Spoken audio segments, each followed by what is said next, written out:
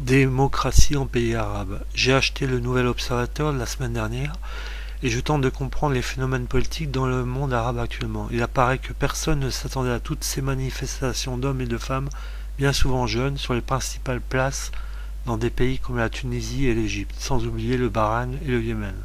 En ce qui concerne la Libye, il y a beaucoup de violence entre pro et anti-Kadhafi, et le bain de sang est là malheureusement. L'Union européenne tente de se positionner face à une intervention sous une forme d'ingérence militaire et ou humanitaire sous l'impulsion du chef d'État français. Ce dernier ne manquera pas de remonter dans les sondages s'il s'avère que ses choix de politique étrangère allaient dans un mieux.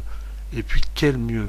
Parvenir à établir une démocratie comme l'écrit dans le Nouvel Observateur un expert ne se fera pas par un coup de baguette magique.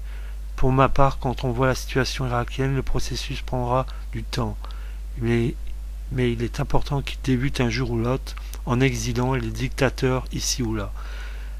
Personnellement, j'espère en la jeunesse arabe qui a accès à l'information notamment grâce à Internet qui permet de rassembler beaucoup de gens autour de projets de société.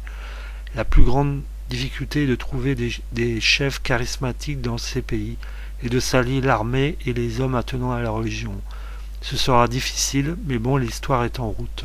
Nul ne sait dans quel sens va marcher ces phases de révolution, mais il me semble important à mon sens que la jeunesse arabe suivant chaque pays, dans sa particularité, se trouve un chef opposant. Je me répète, mais c'est pour marteler à une fin de toutes ces dictatures qui survivent encore pour éviter des drames humains. Chaque pays se différencie de son voisin, mais bon, dans le Nouvel Observateur, l'avis d'un intervenant cite le cas de la Turquie qui a su se mettre en place des entrepreneurs dynamiques et qui prospèrent, sans oublier de diluer sans anéantir le fait religieux, en sachant que la Turquie n'a pas de pétrole.